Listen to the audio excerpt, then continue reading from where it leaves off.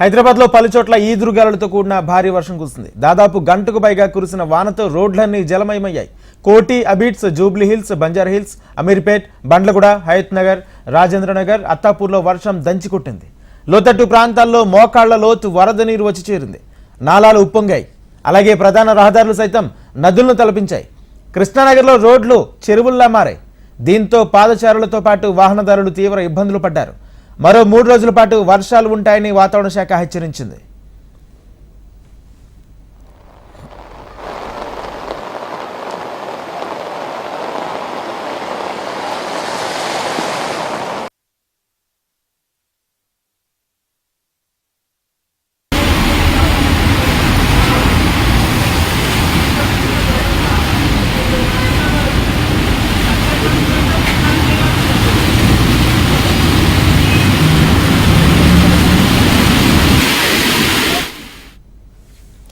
కొన్ని చోట్ల గాలి దుమారానికి పెద్ద పెద్ద వృక్షాలు నేలకొలిగాయి.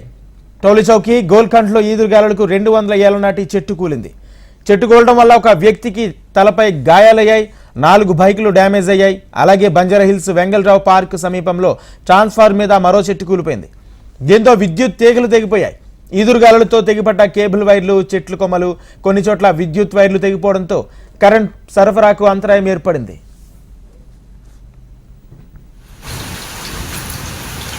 చెప్పినావా ఇంజెక్ట్ బాబు, ఇంజెక్ట్ చెప్పినావా?